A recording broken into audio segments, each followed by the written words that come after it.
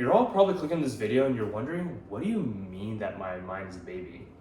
Like, I am a grown adult. I don't have a baby mind or a child mind. So what are you talking about? Well, yes and no for some of you. See, the reason why I say this is because we all crave certain things that aren't probably good for us, right? Like, for example, like drinking alcohol, smoking weed, eating fast food, maybe even like watching porn.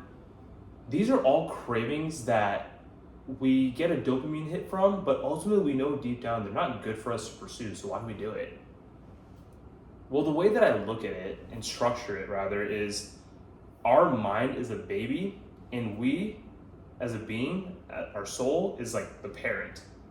So in order to be a good parent, you have to tell your child that this is not okay. Like, this is not something that you should be experiencing. Like, you need to tell it, even though you know that child wants it so bad, you need to show it something else so it knows that there's something better out there for them, right? Like, you want it to crave the good things in life for you, as in reading books, going to sleep on time, exercising, learning, right? Like, these are cravings that we also do experience, but they're more challenging, or they're a bit more difficult to pursue because of the fact that it takes effort to retrieve that reward that comes from it.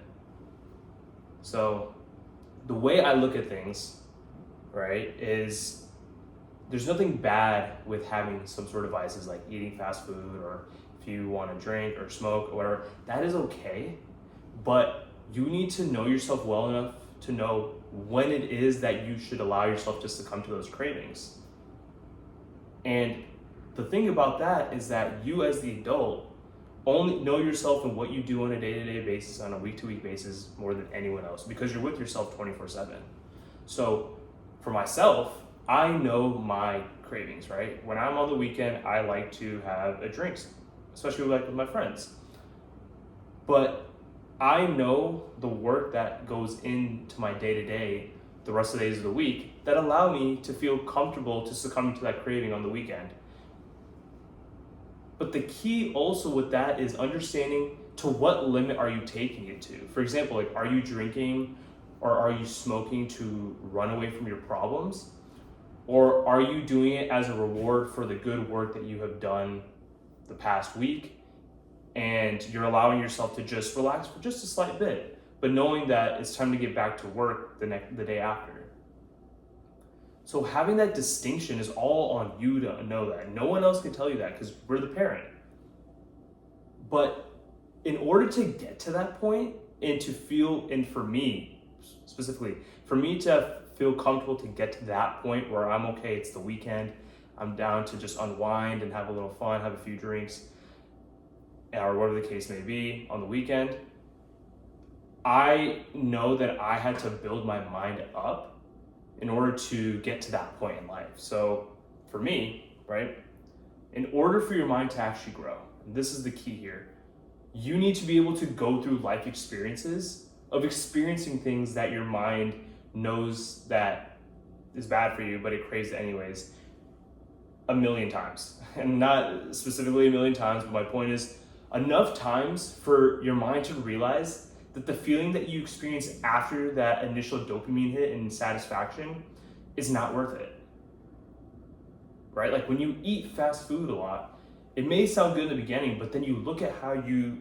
are after, and how your body feels hours after, and how it affects your weight weeks after, months after eating that kind of food, right? Like, those 5 to 10 minutes, 15 minutes of pleasure that you get eating that food is not worth the days, weeks, months of depression that you feel when you see how you look and feel after that, right? So going through that experience enough is good, but it gets to a point where you need to understand, okay, if this isn't working, then you need to try something else that you know is better for you and commit to that. What did Albert Einstein say? It's like, insanity is doing the same thing over and over again and expecting a different result. That plays exactly in hand in this situation here. So the first thing is experience, right? The second part is your willpower, right? Like, at a certain point, it's still hard. Even to this day, it's hard for me to succumb from certain cravings that I have when I know I shouldn't be doing it. But if your mind builds that callus, right? You need to callus your mind enough times of doing the right things that you can withstand those moments where you're craving something you know it doesn't need. But that takes repetition, right? So if you're just starting from the bottom and you're watching this video, you need to really just do your best to just stop any sort of bad cravings that you have right now. And just start with one at a time. But ultimately, start with one at a time, work on that, and then move on to the next bad craving you have, work on that, and so on and so forth. So the question you're all wondering is, how long does it actually take to get rid of bad cravings and having a child mind? Because ultimately, we want to have an adult mind where our mind is strong enough to understand that, okay, it may be craving something it doesn't need, and it's not the time, and it's also not the time to succumb to that craving, and it knows that it needs to be doing something better for itself instead, right? So how do we get to that?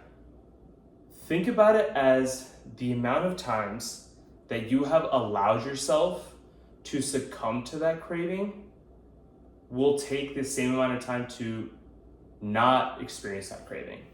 For example, if you were eating fast food for 2 weeks straight, okay, because you kept having that craving, you wanted to eat McDonald's, Taco Bell, Panda Express, whatever the case may be, every day for 2 weeks straight, you need to expect that your mind is going to be having that craving for an additional 2 weeks after that, and you fighting off that craving in order for it to eventually dissipate in your mind.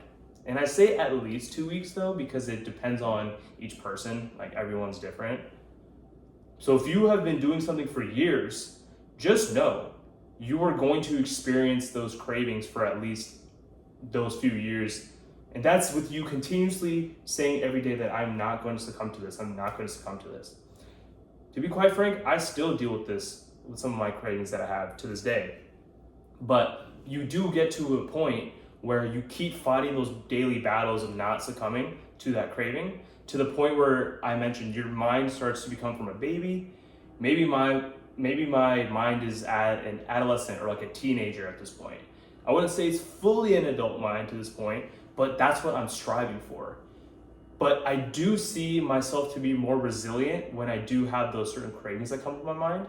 And I know the exact things that I need to do in order to not experience that craving or have it at least go away. So for me, I have a lot of work I need to do, right? I'm starting this page up. I also have a day job as a software engineer. There's a lot for me to learn, which is exciting for me because I personally love to learn. But learning is also a good craving. Learning the right things, obviously. Like in this case, I'm learning how to become a better programmer, learn more technologies. In this space, I'm learning how to be better at speaking by getting better at my speaking skills. As you can see here, I'm struggling a second. So, what are the things that people want to hear about? How do I, how does my tone sound, my demeanor? So focusing on those things rather than me wanting to go get high or for me to go drink alcohol on a weekend when I know, hey, I have more to learn.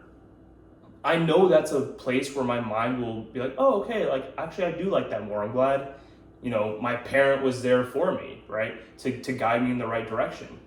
So when you think about it as a parent-child relationship and you're a parent that's trying to grow the mind, you'll start to see yourself understand how to navigate these cravings that we have throughout the day. Because we have, there's about 2,000 thoughts that we experience an hour. I read this from a book by David Goggins, Can't Hurt Me, so don't quote me on that, but that's where I read that, and I believe it. There's so many thoughts that go on through your head, but if you're able to focus on the right things, then your mind will crave the right things. Your thoughts will sort of calm down in a manner, and you will see yourself being able to withstand the daily hardships of bad cravings.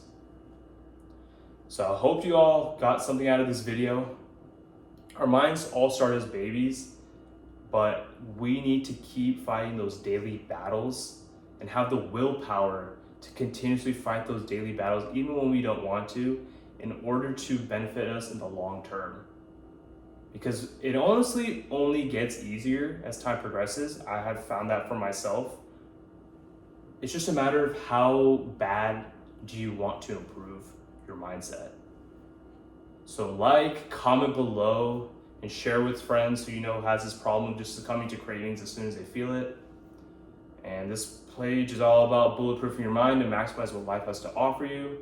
I really want to see all of you maximize everything you can do with your lives. So I hope you enjoyed this video, and I'll catch you on the next one.